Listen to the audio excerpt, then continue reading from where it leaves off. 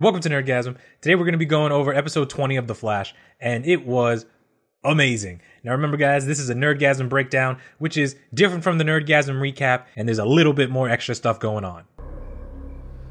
I know who you are. Bitch, so do we! And I called it from the very first Savitar video I ever posted. You called me crazy. You guys got me out here making Ronnie and Savitar videos and shit. And I was right from the beginning. But you know what? We'll come back to this later. Barry and Wally searched the city half a dozen times. No one's doing a thing. Every chance I get, I try to vibe where she is. We're using facial recognition technology. We're using the MetaHuman app, the satellite. We're doing everything we can. You know, Julian, I don't buy that you didn't know that Team Flash is doing everything in their power to find her. How do you, as a member of Team Flash, not know that they've been doing all this extra stuff to find the woman that you let loose? Dr. Brand? Oh, no, just Tracy. I failed my dissertation. You know, she's supposed to be a super level genius here, but all I can see is her from the White Chicks movie. Think we're gonna go to the Hamptons with my face looking like that? Your work on relativistic quantum mechanics and its application to interspatial theory to manipulate matter on a subatomic level, it's groundbreaking. Basically, she was trying to get a doctorate in Speed Force education. This is hilarious because in the comics, Eobard Thawne tried to get his doctorate in basically the exact same thing, and he was ridiculed for it. This is also how he got the name Professor Zoom while he was working at the Speed Force Museum. Yeah, I try to teach you guys stuff about the comic books too. Check out the other videos. Somebody check his hands.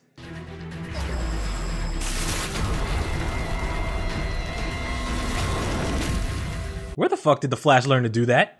This is the Flash we want to see next season. Do not ruin this. This better be the cool kind of Flash that we see in season 4.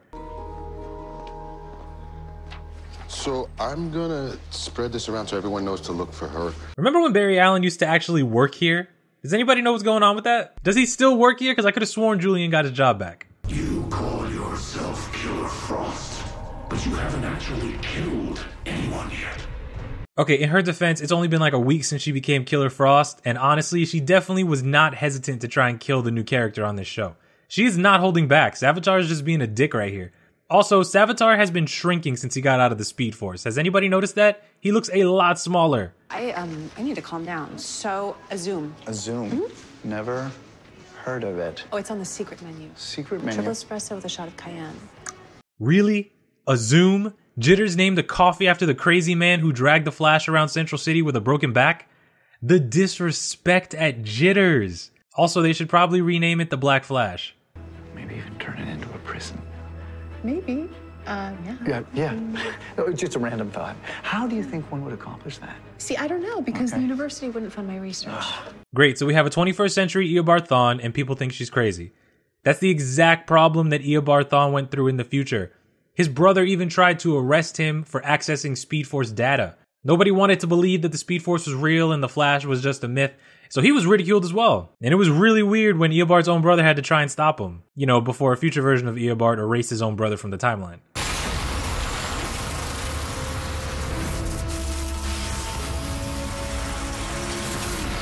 Somebody check his hands. Scar tissue is a lot more sensitive than regular tissue. Damn, that was cold, Killer Frost. See, you can literally see right here that she's not holding back. She has no problem stabbing and shooting ice spears at people. She really is as far gone as everybody thinks she is, and Savitar questioning her just makes no sense. But then again, he also knows what's gonna happen. So maybe he's trying to change the future as well, just like they're trying to change the future. And he doesn't want Killer Frost going back to her team. Well, to be fair, you're basically telling me I'm Sarah Connor in Terminator. Well, more like Miles Dyson. Yeah. You gotta love how they're giving this new person Team Flash cred with the Terminator references. And the power grab she goes for by trying to relate herself to Sarah Connors. If you don't know, Miles Dyson was the scientist in Terminator 2 who reverse engineers the Terminator tech and ends up dying at the end of the movie like a champ. I know that normally one of you fellas goes out for the chat, but I got this one. Does anybody else love the fact that HR just pointed out that they always have to chase after someone when they leave the Cortex? And then they have to give that person a speech, and he volunteers to be the person to give the speech this episode? I'm walking around with 2 loaded guns here, ready to go off. And what if she's hurting Barry or Joe or you? And I have to save you, and I can't control my powers, and I end up killing her? This scene right here is important because Cisco tells Julian that he's walking around with 2 loaded guns and he's worried that he might kill Killer Frost if he fights her. This may actually be the reason why he lost his hands in the future that we saw. He was holding back because he was scared to hurt his friend, but now it looks like Cisco might be able to do what he has to do no matter what. Slowly you can see the stuff that's changing the future from the last episode that we saw. I mean, it started in the last episode with the whole future being changed, but now we can see more of it start to solidify. I don't think your abilities have ever come from a place of negativity or hate. They come from somewhere good. You gotta love the fact that Julian, a man who was mind controlled into giving people powers who use them for evil, is telling Cisco that he can use his powers to save the people he loves. And this moment right here really cements the resolve that Cisco needed to save his friends and keep his hands, hopefully. You two are more alike than you realize. You see, that's how Savitar knows every move you're going to make.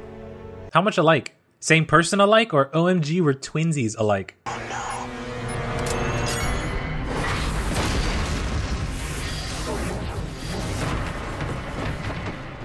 Somebody check his hands!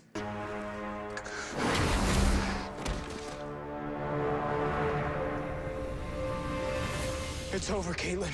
Alright, his hands are fine. Also, Cisco for the win again! How many times is he gonna save people with his vibe powers? Seriously, come on. Since episode 2, he's been saving people.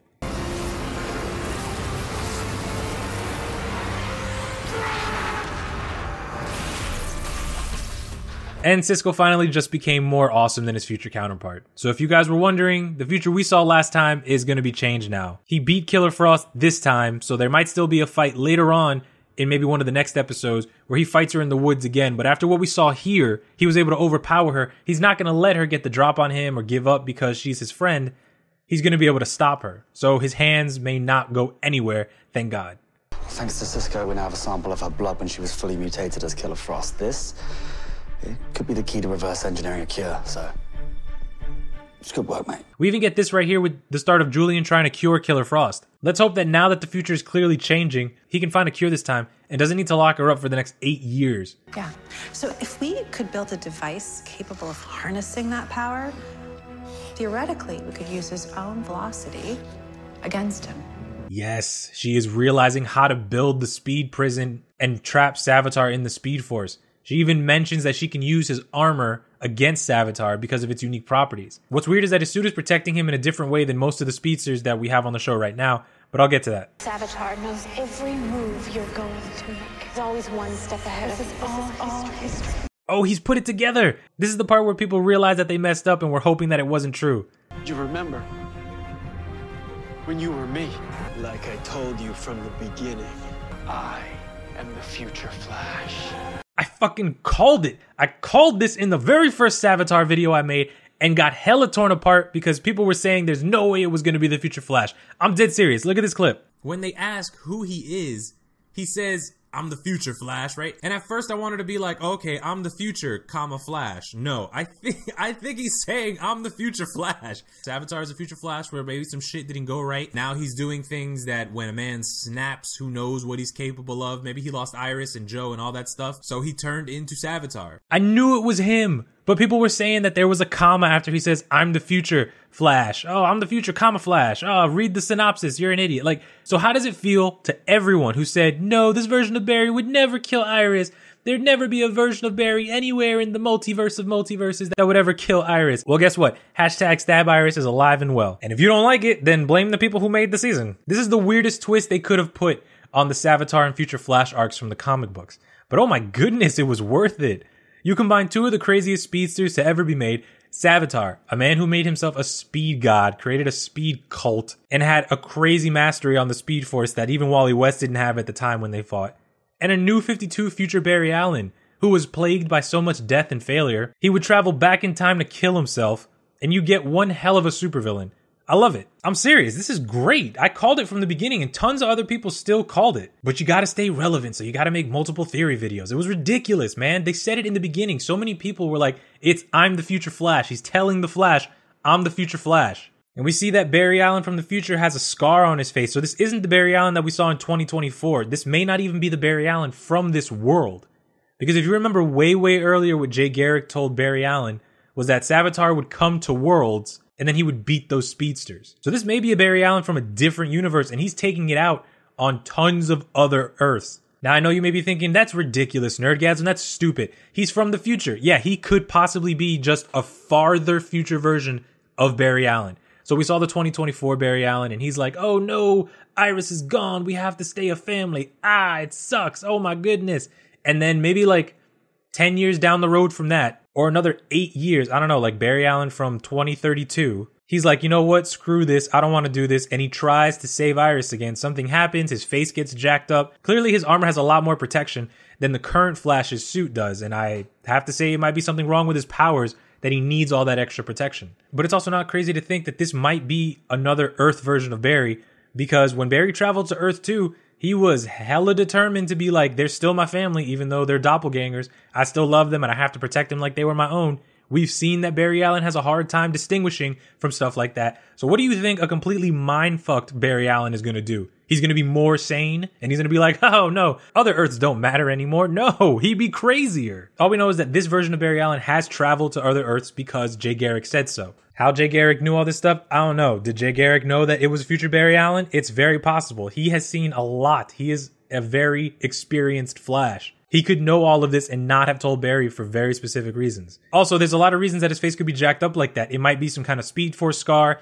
It could be something about the suit didn't protect him anymore because he got too fast. And then he had to create the Savitar suit so it would protect him better. In the new 52 with the future Barry Allen, his face, obviously it's older because it's an older version of Barry, but it's also a little scarred up. It doesn't look anywhere near as bad as this one. It doesn't look like he's been melted on the side of the face with a big belly burger grill. You think that's what happened? No. Let me stop. But the new 52 future Barry Allen did have some facial features that were, distinguished from scars and battles and stuff like that. So it's very possible this is the same kind of thing. But this reveal was epic. And like I said, no matter what the reveal was, it was going to be great. But we're going to have to wait for the next episode to see if they can actually stop anything from happening. Let me know what you guys think about the reveal. Let me know what you guys think is going to happen next episode. What was your favorite part? Were you right? Were you wrong? I'll see you guys in the next video. Thank you for watching. If you're brand new, hit the subscribe button, because if you lasted this long, why not? Seriously, why not? You guys are awesome.